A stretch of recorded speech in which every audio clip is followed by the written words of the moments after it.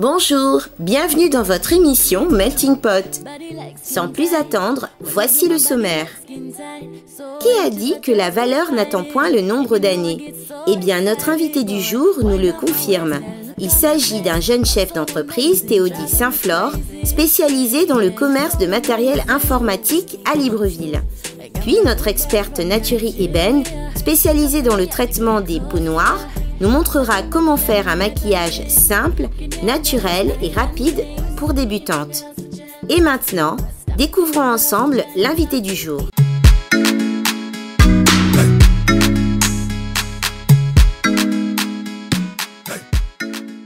Aujourd'hui, projecteur sur Monsieur Théodile Saint-Flore et l'entreprise Digit Informatique en pleine croissance, dont il est le directeur général.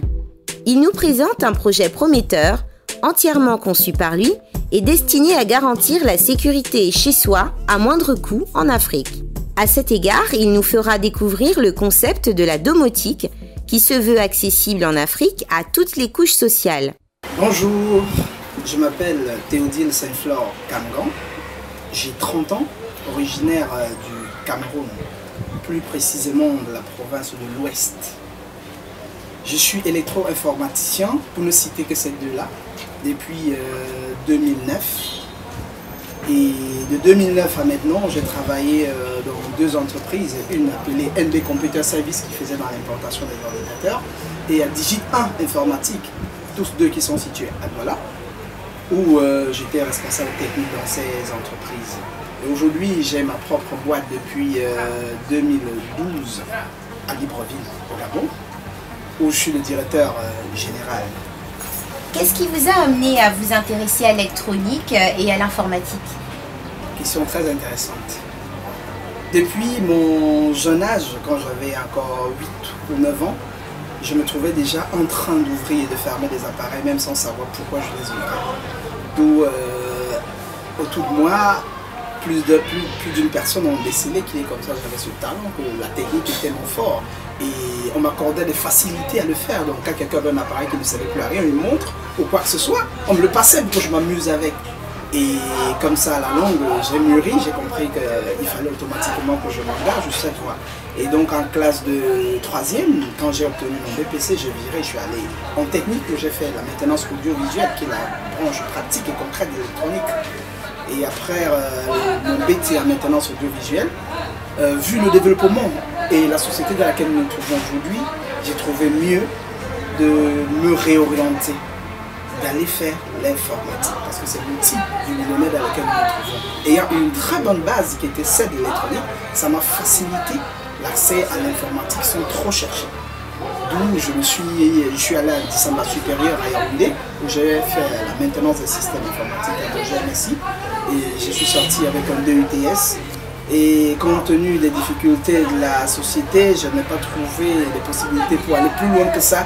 Je me suis donc lancé dans les travaux où j'ai exercé dans les deux entreprises comme je vous ai parlé tout à l'heure avant. Et aujourd'hui, je suis propriétaire de ma propre boîte. Pour permettre que les téléspectateurs puissent mieux comprendre en fait la complémentarité qu'il y a entre les deux branches qui sont l'informatique et l'électronique, est-ce que vous pouvez en fait nous expliquer le lien? Quand on parle de l'électronique ici c'est tout appareil qui fonctionne avec du courant et qui a des composants électroniques comme résistance, condensateur et tout ça, ce sont des appareils électroniques. Et à la base, avant d'arriver à l'informatique, on a d'abord l'électronique. L'informatique, ce sont des appareils électroniques, on les met ensemble, on leur permet de fonctionner, d'échanger les résultats de leurs travaux ensemble. C'est là que naît l'informatique. Donc sinon, à la base, l'informatique n'existe pas. À la base, on a l'électronique. C'est quand on associe plusieurs appareils qui échangent leurs ressources qu'on parle maintenant d'informatique. Et pour quelqu'un qui veut s'en sortir en informatique, qui veut mieux faire en informatique, il est préférable qu'il ait des connaissances en électronique, même si elles sont basiques ou élémentaires. Il en aura besoin pour parfaire sa connaissance ou bien sa recherche dans le domaine informatique. Aujourd'hui, donc on l'a bien compris, vous êtes un homme d'affaires, vous êtes installé à Libreville. Sur quel type de marchandises votre commerce est-il focus? Oui, aujourd'hui je suis focalisé sur la vente des ordinateurs portables, ordinateurs de bureau et accessoires informatiques Et aussi des composants, parce qu'il y a quelque chose qui manque chez nous généralement, c'est des pièces. Quand on a un appareil et qu'une pièce prend un coup dedans, on a du mal à les trouver sur le marché local. D'où nous avons concentré une partie de nos services dans l'approvisionnement en pièces d'appareils informatiques et électroniques. D'accord.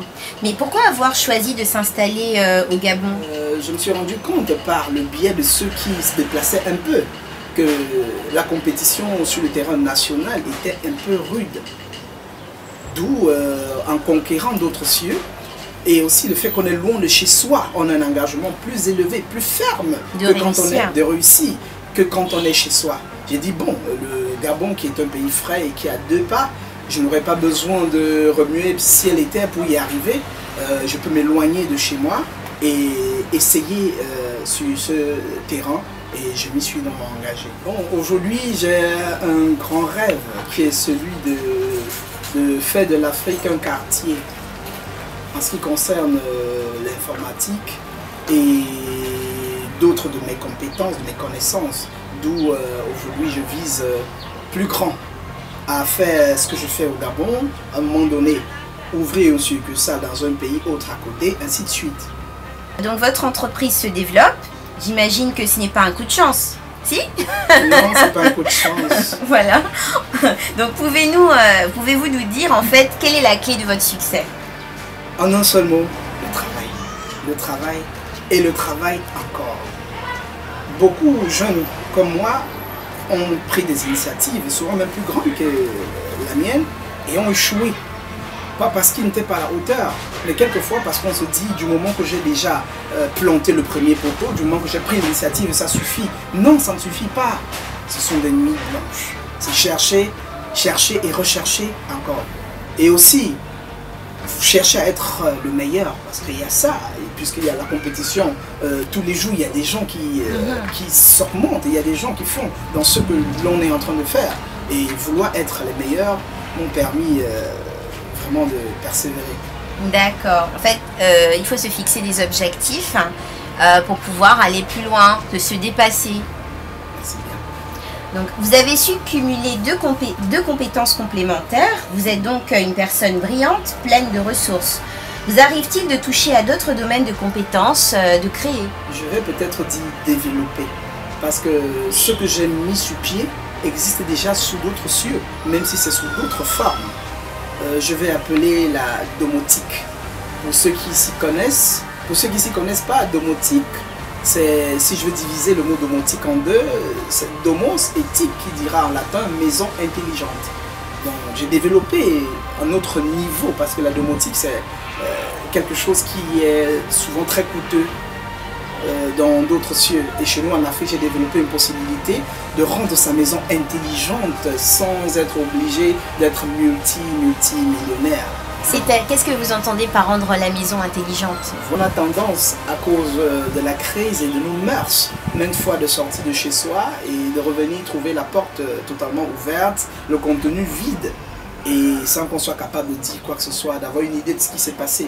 Pourtant, si votre maison elle est intelligente, quand un intrus arrive à votre porte, votre smartphone, puisque tout le monde est propriétaire aujourd'hui, vous alertera pour vous dire il y a quelqu'un à la porte, il y a quelqu'un au couloir, ainsi de suite. Donc c'est un peu ça l'intelligence, c'est un peu ça la domotique, rendre une maison intelligente. Et à la même occasion, il arrive quelquefois, nos enfants sont souvent négligents. Ils sortent de la maison, ils vont à l'école, télévision tourne, climatiseur tourne, tous les appareils électroniques, électroménagers tournent dans la maison. Ce sont des colossales factures pour les parents à la fin du mois. Pourtant quand votre maison est intelligente, quand vous sortez, que vous soyez au bureau, à une conférence, n'importe où, vous pouvez à un moment donné dire « Ah, je connais mes enfants, ils sont négligents ». Vous sortez votre téléphone et vous faites un check-up, vous vérifiez l'état des appareils de votre maison sans y être. Et si un appareil est en train de tourner, vous pouvez le couper à distance. Et là, basta, revoir les grosses factures dont on ne sait pas comment la consommer. Alors vous nous avez parlé d'avoir développé quelque chose, une maquette je présume, sur la domotique. Vous pouvez nous présenter ça en 2 mots? Oui, bon, en 2 mots, sécurité et automatique. Sécurité parce qu'il ne sera pas évident que quelqu'un ait accès à votre maison. Et automatique parce que vous pourrez tout contrôler sans être là. Bienvenue à la maison intelligente Digit Informatique. Maison intelligente qui veut dire en d'autres termes domotique. Nous avons devant nous une jolie petite maison de démonstration. Cet élément que vous voyez à l'entrée, c'est le lecteur de carte magnétique.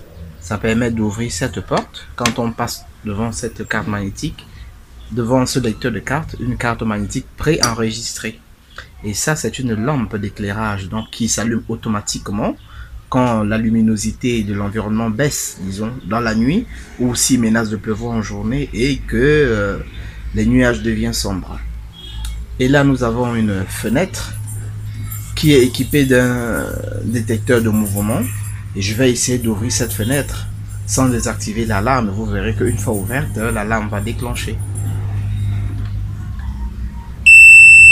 Ah oui, intrusion devant le lecteur de carte magnétique et l'alarme se coupe. Et par la même occasion, puisque la maison s'ouvre à l'aide d'une carte magnétique, nous avons deux modèles de cartes magnétiques, celui-ci et l'autre modèle que j'ai d'abord utilisé. J'utilise en deuxième celui-ci pour ouvrir la porte et on peut rentrer dans la maison et ressortir. Passons à la deuxième phase, celle de l'intérieur de notre maison intelligente. Intelligente équipée de 3 pièces, comme vous pouvez constater. Celle-ci, nous allons l'appeler salon.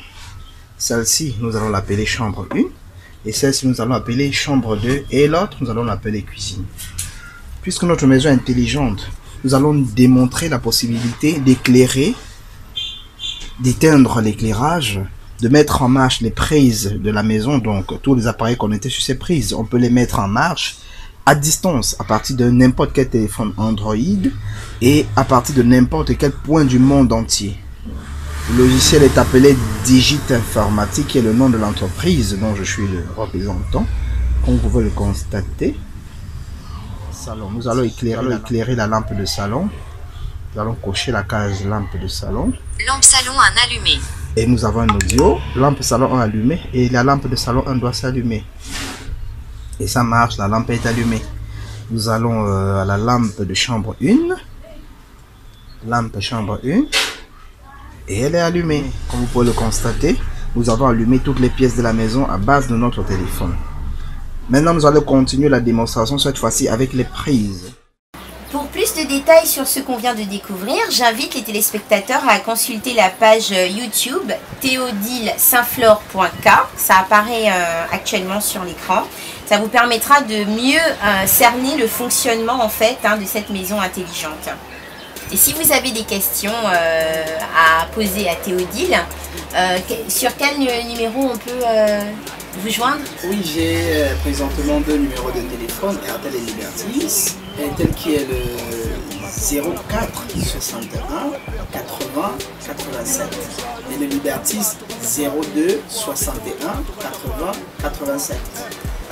Monsieur Théodile Saintflore, pensez-vous que cette branche a un avenir prometteur au Gabon, en Afrique, en termes de business ou au niveau du scolaire? Je ne pense pas, mais je suis convaincu. Je suis convaincu parce que nous évoluons très vite. Il y a quelques années, la téléphonie était un mystère. Aujourd'hui, tout le monde a un téléphone. Il y a quelques années, pour avoir accès à Internet, il fallait être très riche. Aujourd'hui, tous les enfants ont Internet. Et ça, c'est la suite, la domotique, qui parle aussi d'Internet, parce que pour accéder à votre maison, comme je parlais tout à l'heure, il faudrait d'une manière ou d'une autre que cette maison soit connectée en ligne. Donc les éléments que nous n'avions pas avant, qui étaient un handicap pour la domotique chez nous en Afrique, nous les avons aujourd'hui. Nous avons des téléphones, nous avons Internet, nous avons des ordinateurs. Mais pourquoi pas associer tous ces éléments à notre maison afin de pouvoir en faire un bon usage ou se sentir autonome. Donc je pense que c'est vraiment le devenir de l'Afrique. Il faudrait que l'Afrique s'y mette au pas. Plusieurs pays se sont déjà arrimés, malgré le fait que dans beaucoup de pays, tout le monde n'a pas accès. Pensez-vous que cette branche ait un avenir prometteur au Gabon, en Afrique? Je ne le pense pas, mais je suis convaincu que cette branche est un avenir très promoteur en Afrique et au Gabon en particulier. Parce qu'aujourd'hui, nous avons à notre disposition tous les éléments nécessaires à rendre les maisons intelligentes, à rentrer dans la domotique, ce qu'il n'y avait pas il y a quelques années. Avoir un téléphone, il fallait vraiment se donner les pieds et la tête. Pour avoir ça, Internet, il fallait avoir de l'argent, il fallait avoir vraiment beaucoup d'argent pour se payer le luxe de faire certaines dépenses. Mais aujourd'hui, avec la facilité que nous avons à avoir des smartphones et Internet, pourquoi ne pas associer tous ces éléments pour avoir une autonomie distante de sa maison. Donc, à mon humble avis, c'est vraiment quelque chose de très promoteur pour l'Afrique. Et surtout que, comme je disais tantôt, dans la plupart des pays où la domotique est déjà installée et des gens font usage, ça coûte extrêmement cher de rendre une maison intelligente. Beaucoup de pays vont sur le pourcentage des frais de construction de la maison pour pouvoir vous rendre votre maison intelligente. Pourtant en Afrique, avec le système que j'ai mis sur pied, ça ne nous coûtera même pas le 5e de ce qu'on paye dans un pays développé pour rendre une maison intelligente. Mais là, vous empiétez sur la question que j'allais vous poser ensuite. J'allais vous demander en fait si c'est difficile de créer un modèle comme celui que vous nous avez présenté, et en termes de coût et en termes de temps aussi. En termes de coût, de temps, c'est très facile pour celui qui a la volonté. Ce n'est que la volonté et le travail qui permettent d'y arriver. Et donc vous êtes convaincu qu'une telle installation peut être à la portée de toutes les bourses à la portée de toutes en Afrique? C'est possible. Mais comment? Vous pouvez nous expliquer? Oui, ça pourrait être à la portée de toutes les bourses parce que le coût d'une installation, de rendre une maison intelligente, dépend de la grandeur de votre maison. Pour quelqu'un qui a une petite maison, ça ne coûtera pas grand-chose. Si tu as par exemple 2 pièces et un salon, c'est pas grand-chose. Celui qui a une villa, il faudra multiplier le nombre de pièces pour pouvoir avoir sa facture. Déjà avoir une villa montre qu'on a quand même un seuil de vie qui nous permet aussi de rendre la villa intelligente. Maintenant pour celui qui n'a que 2 pièces, il n'a pas grand chose. Un seul module mis sur pied pourra contrôler toute sa maison. Pourtant celui qui a une villa plus élevée pourra avoir besoin de 2 ou de 3 modules. Donc je me dis que le fait que j'ai basé cette possibilité sur des modules qui un peut contrôler une maison facilitera la tâche et aussi les coûts d'installation à toute personne intéressée par la chose en question. Et en tant que créateur, vous trouvez que votre créativité est valorisée? Je ne suis pas pessimiste, mais non. Quelles sont les difficultés que vous rencontrez? Bon, difficulté primaire, c'est déjà l'appréhension de la chose. Beaucoup de personnes ont un regard un peu à reculons de la nouveauté. Les gens ne connaissent pas ça. Il y a d'abord ça, l'information. Ça, c'est le premier problème. Et quand on est informé, souvent on n'a pas la bonne information. Parce que quand je veux dire à quelqu'un, par exemple, domotique, s'il va sur Internet et il tape domotique, il va être buté. Parce qu'il va tomber sur la domotique qui est faite ailleurs. Avec les coûts que cela comporte, il ne voudra même plus m'entendre parler. Mais s'il dit domotique en me regardant avec les verres que je porte, façon de parler, il comprendra que c'est rien du tout. C'est rien du tout. C'est rien du tout. Donc, mais nous avons tous une idée de ce que l'informatique ou l'électronique peuvent avoir comme apport pour la société en termes de développement. Mais comment faire en sorte que l'Afrique, et plus particulièrement le Gabon, ne soient plus simplement des receveurs, mais davantage des apporteurs d'idées créatrices reconnues dans le monde? Merci bien. En tant que jeune, et mes confrères gabonais, il y en a parmi qui ont mon âge, ou même moins de mon âge, mais qui ont plus du talent que j'ai. Mais beaucoup d'entre nous ne prennent pas d'initiative, beaucoup d'entre nous ne se donnent pas la peine de vouloir essayer. Mais il n'y a rien à perdre. Bon, il faudrait déjà que les jeunes s'intéressent, que les jeunes s'adonnent à pouvoir faire quelque chose. Parce que beaucoup sont bourrés de talent, mais ils sont dans des maisons, ils sont dans des quartiers, ils sont dans des bars aussi, pour ne pas exagérer. Et pourtant, ce qu'ils ont au fond d'eux, s'ils le mettaient à la lumière, ce serait vraiment mettre la donnée à l'Afrique, la position qu'elle a. Parce que l'idée, la vision de l'Afrique, l'image que le monde peint l'Afrique, est tout le contraire de la réalité africaine. Et nous aussi, jeunes, nous acceptons que le monde nous voie comme tel. Il faudrait bien que nous, jeunes, nous puissions sortir ce que nous avons, que nous puissions prendre des initiatives. Voilà pourquoi j'aimerais bien, d'ici peu, organiser des concours qui permettraient à tout un chacun qui pourrait s'exprimer dans ce sang, dans ce terrain, de venir compétir. Parce que là, ça nous permettrait de nous mettre ensemble. Parce qu'en Afrique, nous sommes un. Les pays développés ne réussissent pas parce qu'ils sont individuels, non, mais parce qu'ils se mettent ensemble. Il faudrait bien que nous aussi en Afrique, nous prenions ces genres d'initiatives. Voilà pourquoi les jours à venir, je mettrai sur pied des concours qui vont permettre aux gens et aux autres de s'exprimer. Et à la longue, on pourra sélectionner des projets et qui seront même mieux qu'est-ce que j'en sais. Il y en a qui ont peut-être même mieux que ce que je pense avoir. Et il nous faudrait qu'une plateforme comme celle-là, pour que nous puissions compétir, nous puissions discuter et échanger pour mieux évoluer. Alors, pour clôturer en fait notre entrevue, on pourrait dire que vous portez à vous seul un message d'espoir pour l'Afrique. Pourquoi? Parce que vous parlez d'initiatives, que la jeunesse manque cruellement d'initiatives de nos jours, surtout ici en Afrique. C'est une vérité. Vous avez eu l'audace de commencer quelque chose, vous avez eu l'audace de lancer un business, vous avez eu l'audace de vous attaquer à deux branches complémentaires qui sont des branches de développement aujourd'hui dans le monde. Quel est le conseil que vous pourriez donner aux jeunes qui sont frileux actuellement, justement peut-être par retenue, par manque de confiance en eux, pour pouvoir eux aussi apporter leur pierre à l'édifice africaine et plus particulièrement gabonaise? Merci encore pour cette question qui interpelle la jeunesse comme moi. Vraiment, ce que je pourrais dire à mes confrères là-dehors, c'est de ne pas craindre quoi que ce soit. C'est de se lancer, c'est de s'adonner et d'avoir surtout la volonté. Parce que, quel que soit ce que je dis ici, si un jeune m'écoute et que sur mes lèvres, il veut se lancer, il ne s'en sortira pas.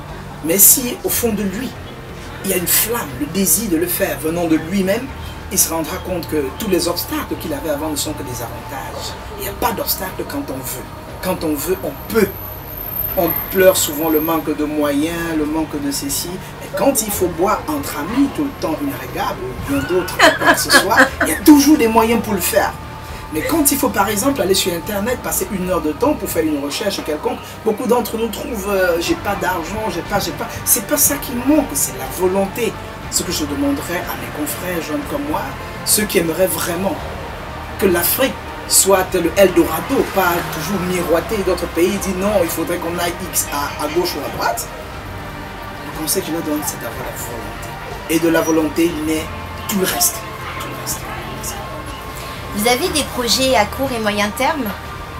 Bon, à court terme, je compte me lancer dans l'importation aussi de produits informatiques et accessoires qui vont permettre aux jeunes de s'exprimer sur le terrain de la domotique, parce que quand je parle de domotique, rendre des maisons intelligentes, il y a beaucoup de pièces, de matériel qui rentrent en compte et qui ne sont pas accessibles. Pas parce que ça coûte cher, non, mais parce qu'il n'y a pas ici. Beaucoup du moment qu'on n'en parle pas, ne se sont pas jeûnés à les faire venir ici. Donc à court terme, je compte les faire venir sur place afin que ceux qui aimeraient s'exprimer dans le domaine puissent avoir une ouverture nécessaire à pouvoir compétir plus tard. Et à long terme, j'aimerais mettre sur pied une petite structure qui va faciliter vraiment la compréhension à plus d'un, surtout dans la concrétisation de l'électronique. C'est pas que l'école ne le fait pas, l'école c'est l'école, mais les centres de formation sont les centres de formation. Donc après l'école, il faudrait bien que des jeunes se forment. Donc je compte à long terme mettre sur pied une petite structure qui va mettre un accent sur l'électronique, parce que cette base permettrait à beaucoup de gens de s'appuyer dessus pour mieux sauter et aller même où j'ai pas regardé. Parce qu'en appuyant sur l'électronique, je suis convaincu que beaucoup de jeunes comme moi pourraient faire vraiment des merveilles pour l'Afrique. Merci Théodile Saint-Flore d'avoir bien voulu répondre à nos questions. Ah, c'est moi qui vous dis merci. Donc nous avons vos contacts qui apparaissent sur l'écran. Et surtout, en fait, comme vous êtes actuellement entre deux avions, il est plus facile de vous contacter par email à l'adresse théodilesaintflore@gmail.com. Merci. Eh bien, grâce à notre invité, j'espère que la domotique n'aura désormais plus de secrets pour vous les loulous. Donc, pour sécuriser vos habitations de manière fiable et à moindre coût, n'hésitez pas à contacter Monsieur Saint-Flore, que d'ailleurs nous remercions grandement. Voici la rubrique Astuces.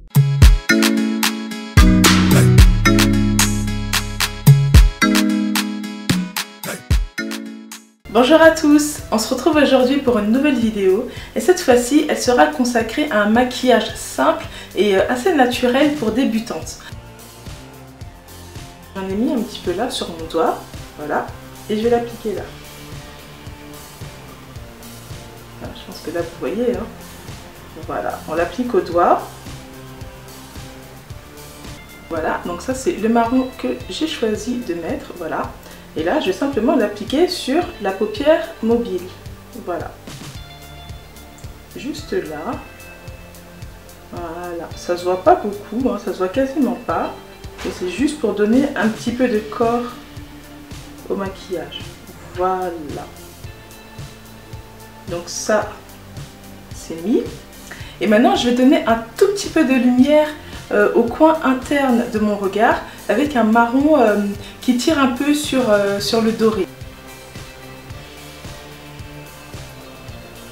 Voilà, donc là pour les yeux, en tout cas pour les fards à paupières, c'est bon, j'ai mis ce qu'il fallait. Donc vous avez vu, hein, c'est très léger, mais quand même on voit qu'il y a quelque chose sans que ce soit trop agressif parce qu'on veut quelque chose de simple et de discret. C'est à l'étape du tracé de liner. Et on va juste le faire avec un crayon noir tout simple. Je commence par remplir la muqueuse.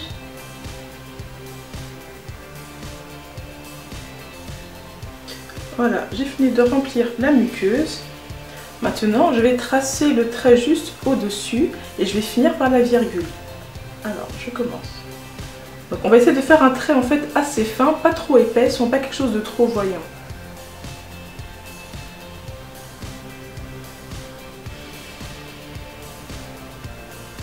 Je vais partir à partir du bas. Voilà.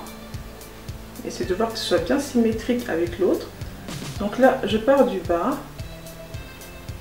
Voilà. Et je trace. Maintenant, je vais juste rejoindre les bouts. Voilà.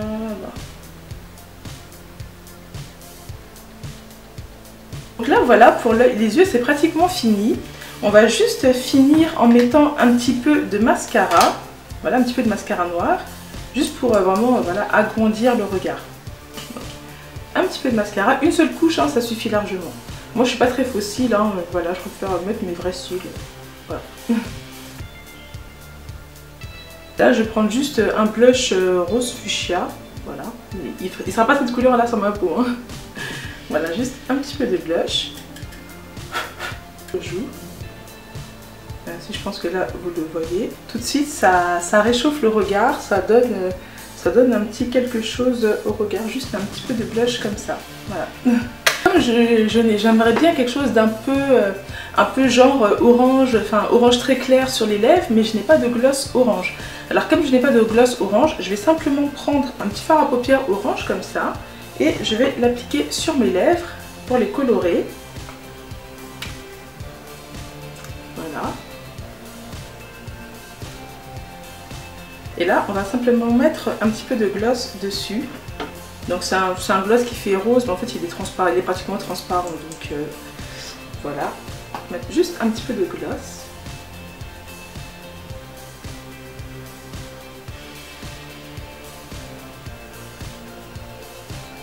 Ouais, on dirait que c'est bon. Donc bah voilà, j'espère que ça vous a plu. Un maquillage comme ça de ce genre, vraiment très rapide à faire pour les personnes qui ne savent pas se maquiller ou pour les personnes qui n'ont pas beaucoup de maquillage. Donc là vous avez vu, j'ai utilisé très peu de choses. Vous pouvez prendre simplement investir dans une palette avec plusieurs couleurs et qui peut vous servir pour tout un tas de choses. Donc voilà, j'espère que ça vous plaira et dites-moi, comment est-ce que vous vous maquillez quand vous n'avez pas envie d'être trop maquillé? Moi je mets juste un petit trait comme ça, comme j'aime bien, et puis voilà, c'est tout. À bientôt. Voilà, Melting Pot, c'est fini pour aujourd'hui. Si vous aussi vous êtes artiste et que vous avez du talent, ou tout simplement que vous travaillez sur un projet que vous souhaitez faire connaître au grand public, n'hésitez pas à nous contacter à l'une des adresses sur l'écran. Salut les loulous et à très vite pour un prochain numéro de Melting Pot.